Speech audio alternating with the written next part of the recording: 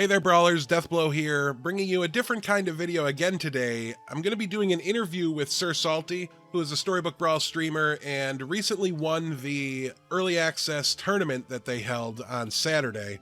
While you hear the interview, you'll be able to see the gameplay from his final lobby. Please do comment down below, let me know what you think of this interview format, whether you want to see me try to do more interviews in the future, either with other players, hopefully developers if I can swing it, or really anybody involved in the Storybook Brawl community. Also, make sure to like, comment, and subscribe. Please do join the Discord in the link in the description down below. Enjoy the interview. SirSalty, thank you so much for joining us here on the YouTube channel. Really appreciate you taking the time out of your day. Big congratulations on the tournament win this past weekend. Thought we'd take this opportunity to get to know each other a little bit. Hopefully some of my YouTube viewers are interested in this as well, trying kind of a new content idea for the channel. Wanted to start the interview just asking kind of what your general gaming origin story is. What was your first game, your first competitive game, and what got you so interested in competing in video games? Hello, yeah, so thanks for having me. I started gaming when I was really young. I think I was just 5 years old, maybe even slightly younger than that, sitting on my dad's lap, and he would play StarCraft Brood Wars. So I was kind of just exposed to gaming from a young age. Pretty casual, mostly playing against bots and stuff. But then I just grew up playing games. I've always just been a very competitive person in nature as well, and had siblings, so would play games with them and try and do better than them and stuff like that. And then in 2014, Hearthstone came out, and having played StarCraft for a few years, I was familiar with Blizzard, so I was like, oh, this looks fun, let's try it out. Had never played any card games really up until that point. And then, Twitch was just starting to grow as well at that time, so I started consuming Twitch content, and I think the fact I could watch people play in addition to playing myself really made me sort of take off in skill in Hearthstone, and I very quickly became legend. I think the first season it was out of beta, I hit legend, and I was 14 at the time. So yeah, that's kind of my background. Then in 2018, I kind of played in my first tournament. I kind of accidentally qualified for it. It was just the top certain ladder of players from the UK qualified for it. I didn't even think I qualified for it, but apparently I was in the top however many UK players. And I played in it and I won it. I beat Ball Control, a very strong, respected player in that community. And then after that, I was like, oh, maybe I should start competing. So then next month, I traveled to Tour Stop, got top 8 in that against very strong players as well. And then, yeah, the rest is kind of just history, I guess. Yeah. You just took off and snowballed from there. So yeah, exactly. So that gets you to the point of your playing Hearthstone competitively. How did you hear about Storybook Brawl? What made you decide to switch? And did you fully switch yet? So I guess what I'm really asking is, what about Storybook Brawl drew you in and attracted you to the game? Yeah, I've loved all the auto battlers I've played. I played a lot of TFT. I played a lot of the original auto chess as well, absurd amount of hours when it first came out in the custom Dota client and custom lobbies. Saw people talking about it on Twitter, was like, oh, I'll give it a try. And yeah, I really enjoyed it. And then I heard there was a tournament, so I started playing it exactly 33 days ago, I think. So I've been playing it for a month now. So so I came in, I was just in a random stream, played it for one day, and I heard people talking about qualifying for the top 16 tournament. So I was like, oh. So then I qualified for that. And I just kind of once I get into a game and start having a purpose to grind for something, the game just becomes so fun, regardless of what the game is. So that really got me hooked. Whether I've fully pivoted from Hearthstone to Storybook Brawl content, I guess time will tell. I'm open to still playing both, but right now, I just find Battlegrounds a little bit stale until they have a big patch. And even once they do have a big patch, there's a very good chance I'll keep streaming and creating content around Storybook Brawl, but we'll just have to see. Yeah, just kind of take things as they come and react to whatever you're feeling in the moment. That's usually a a pretty good way to go. Yeah. So you were talking about how you qualified last season in the July bracket. You were 10th on ladder, I'm pretty sure, which is how you got Yep. that invite. How's it going this season? Are you taking a break since you're automatically queued in for the next tournament, or are you still grinding hard? Hell no, I gotta get rank 1 now. Right. Yeah, I mean, Yeah, at the top of the earnings bracket for the entire game. So now we've just got to oh actually get at the dang, top of that's ladder. true. So Just, yeah, yeah, we should just know more tournaments and I'll just be like the all-time highest yeah, signer winningest player in yeah. Storybook Brawl history here. I didn't even think about that, yeah. It's you got to take these titles when the game's new, right? When you spike that first tournament victory, you got milk true. everything you can out of it. You know, you gotta get max value. Yeah, All right, I mean, well, hopefully I'll be the top earner after many more tournaments too. But yeah, yeah, I'm trying to get rank 1. I think I'm like rank 5 right now, so we're getting pretty close. Yeah. gotcha. So, in that vein, do you have any tips for somebody who's maybe stuck around rank 150 to 200 and doesn't seem to be climbing any farther, no matter how frustrating it is, or anything you could give me advice on to improve, to catch up with you? Asking for a friend, of course. I know I said me there, but oops. So like rank 200 as in like top 200 legend, right? Yes. Yeah. So I mean, it is hard to know because everyone will have their own issues they have to Sure. sort of work out. So it's kind of hard to give a one fits all answer. I guess the first thing is like always the basics, and I guess this is a good tip for newer players as well. Is I always say just like make sure that you know how to play your strongest board every turn. You maybe won't opt to play your strongest board every turn, but you should still be able to identify and work it out. Because like even when I watch like streams of like very good players, they'll start like just start neglecting like fundamental stuff like small positioning errors. They'll buy something which in that spot, like after playing many games, you get used to certain things being the best thing you can do in a certain spot, and you kind of just buy it out of habit. But when you think critically and like I look at the context, sometimes there's something you can do that's slightly better, or like a small micro adjustment. So I would say like make sure you keep your fundamentals good, because honestly, once you get to rank 150 to 200, you're gonna be able to get to like top 20 as long as you just play consistently. As long as you play your best consistently, you'll be able to climb more. And then in terms of actually identifying like how to get like not make your baseline or like even your best game performance become even better, that's really just like a personal thing, and it just depends. Like, are you too greedy? Are you too like this or that? So you just need to do VOD reviews and like ask lots of streamers, and also like you can like try and co-op with people and have them watch you and give you advice and feedback. We do have like I did make a like competitive Discord that like anyone can join if they want to, or just in the general Storybook Brawl Discord as well. But yeah. Make sure you give me a link to your Discord. I'll be sure to put it in the description below for the video. But so I'm just taking some to spend less time editing videos and don't be so greedy, I think is my answer there. Yeah. Like being greedy is great and like having fun is great, but the moment you start being like, okay, I'm just gonna like play this polywoggle here, or I'm just gonna do this little greedy play, like sure it's acceptable sometimes, but then you'll find you'll start doing it more and more than you realize it, and you'll start sort of like your mind will sort of start convincing you that it's actually like more okay to do than it is, and you'll just like trap yourself into doing greedy lines when it's really bad. So yeah. Okay, well, if we're talking about greedy polywoggle plays, I definitely am feeling attacked at the moment. So let's shift our focus here a little bit. How about any advice for brand new players in a similar situation as you? I get it all the time in the comments section, in my stream chat as well. New players coming from Battlegrounds, any basic beginner tips for them? Well, like I said, I always think it's the most important thing to do when playing a new auto battler is just to like focus on playing your strongest board and working out what that is, and then what you can worry about like pivoting and like different comps later on. With regards to like specifically Battlegrounds players who are entering the game,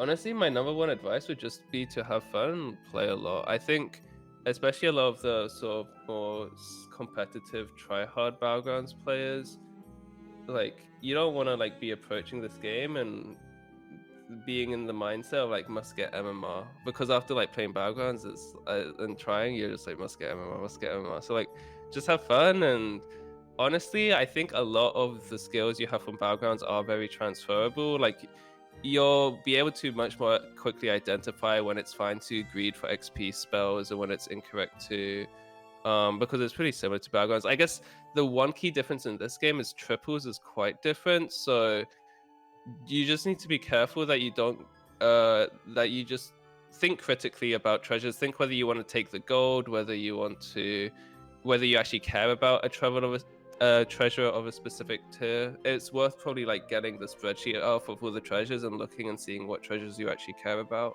so you aren't becoming inefficient with gold, because that's quite different from Battlegrounds, I would say. But yeah. Yeah, and just I actually have somewhere on my desk here is written up treasures and their tiers, where where they come from, things like that, so that I know what to prioritize. So I think that's great advice. Something that I did.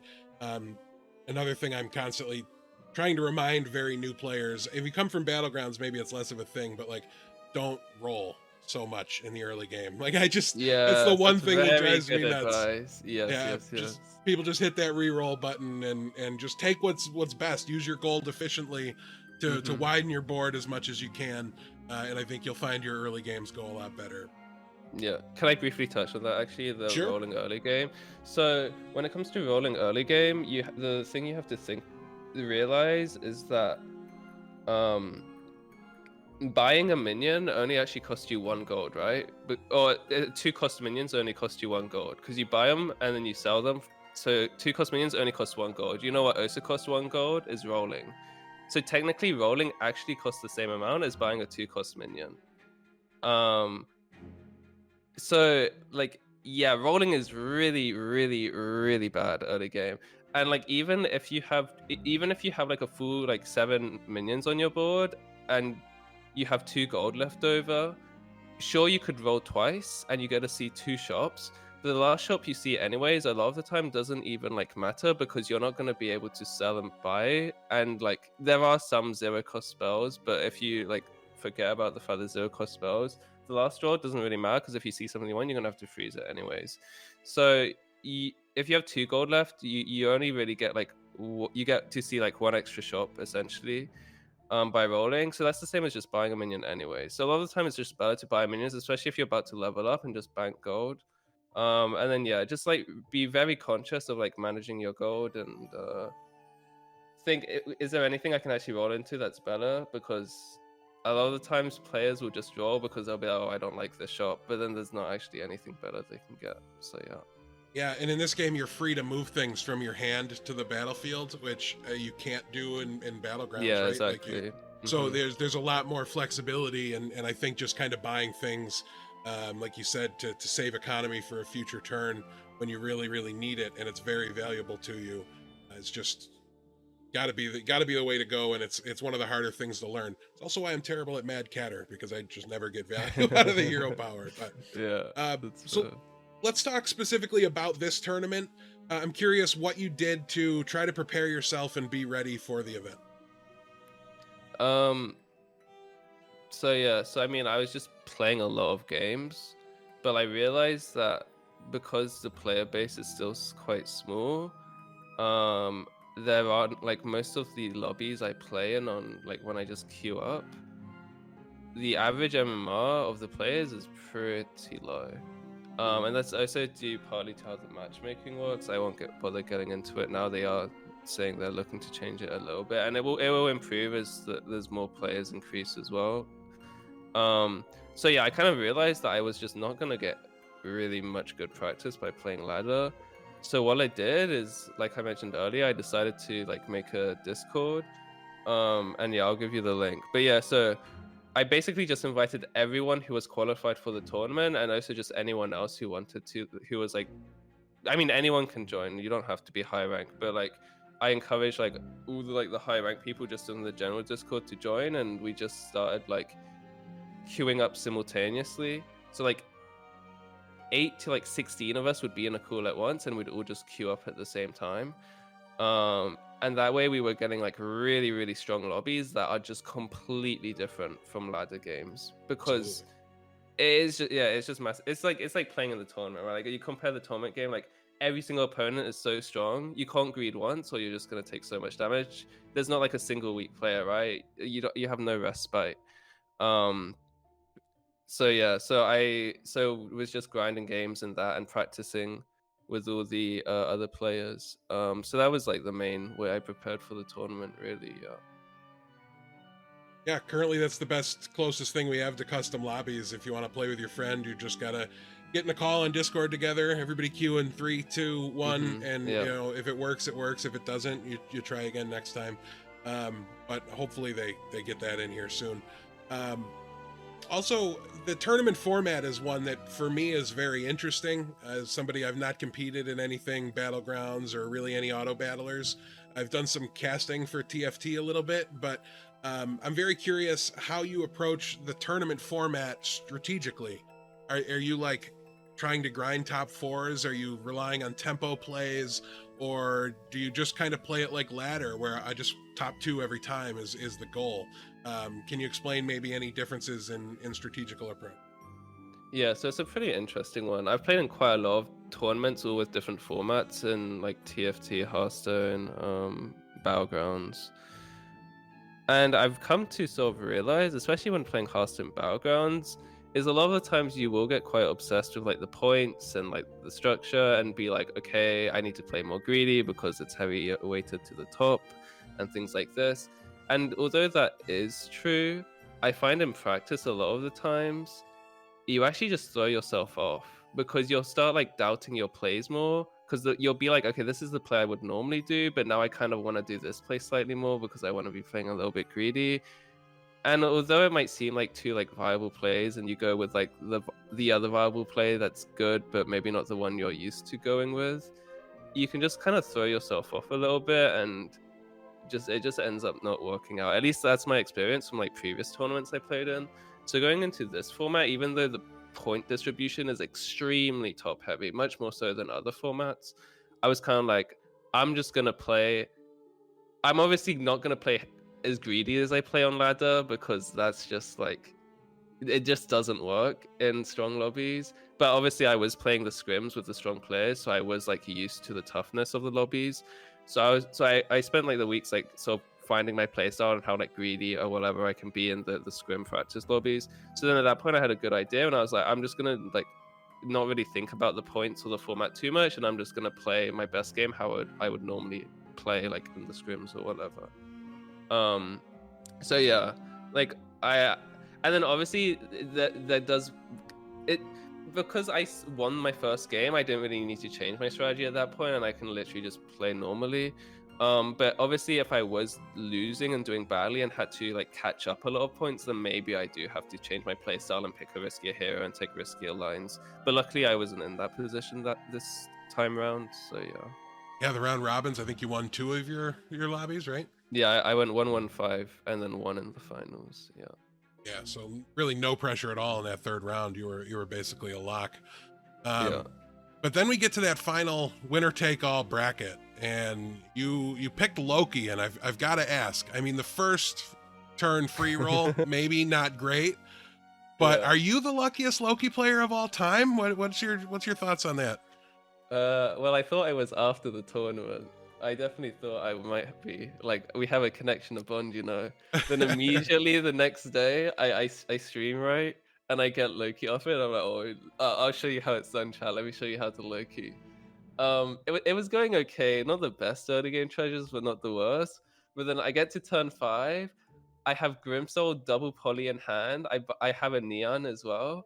I roll. I find my third poly and my second Neon in the shop. So my 2 Goldens, right? And I also have Runestones, which makes your next treasure 1 level higher. So I would get a 6-drop treasure from Neon, and I would get a Golden Poly, which I have Grimsoul for already. The turn I hit level 5, I was like, this is beautiful. We're going to win this one. It's in the bag. Lock that shop down. And of course, Loki rolls it. Oh, no. So all I have to say is Loki giveth and Loki taketh. He absolutely does.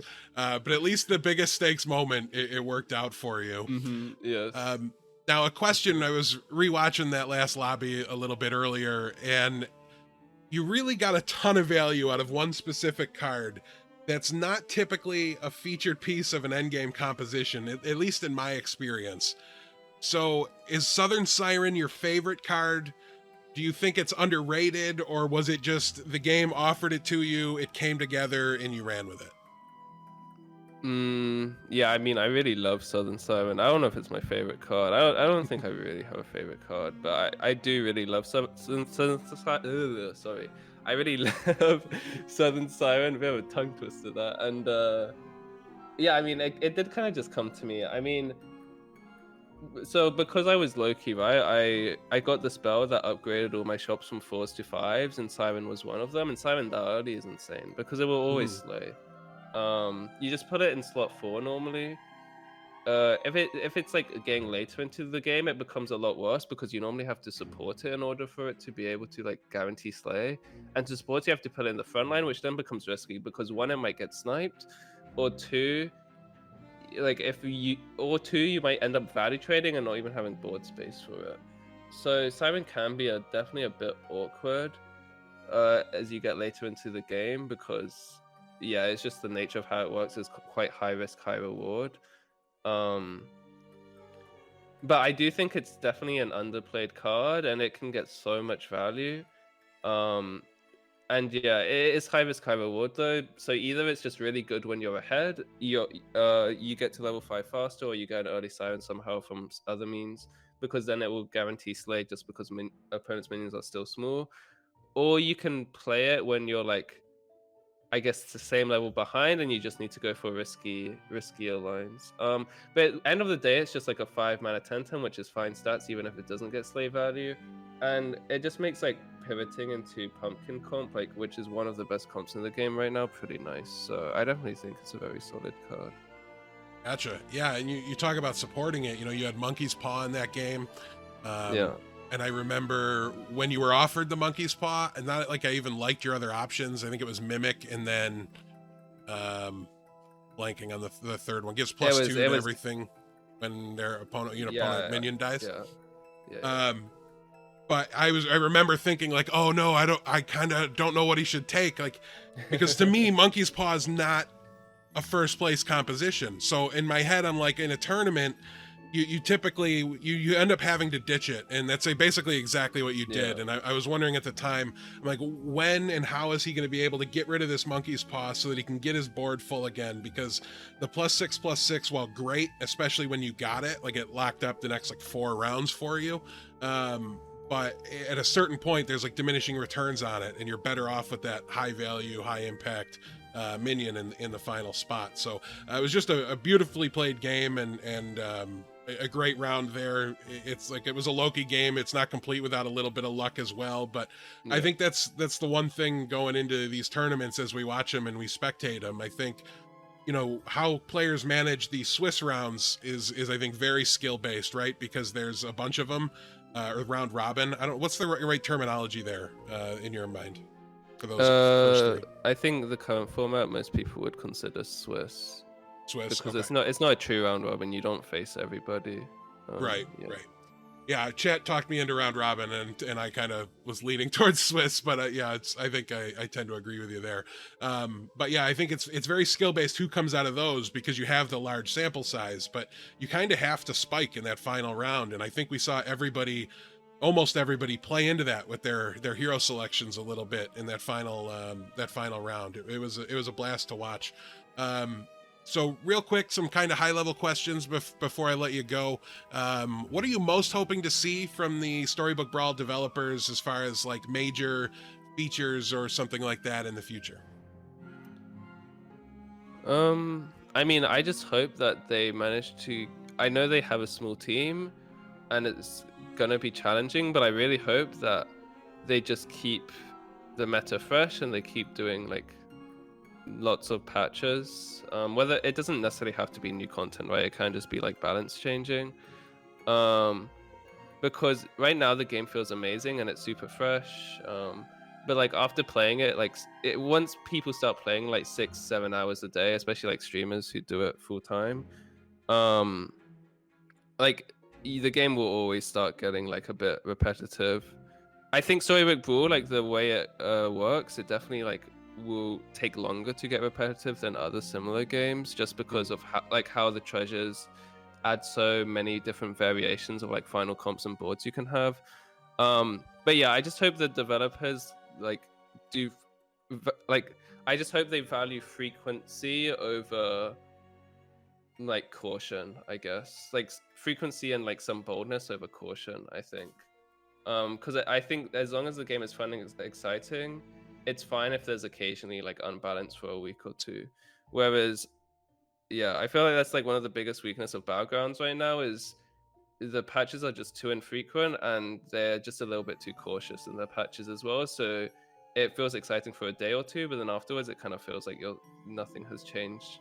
Sure. So yeah, I don't think there's a specific future. There are like different balance patches and like small quality of life things, and I'll probably like write a list and give it to the devs at some point. But yeah, I just really want them to do frequent patches and be bold as well, I guess. Yeah.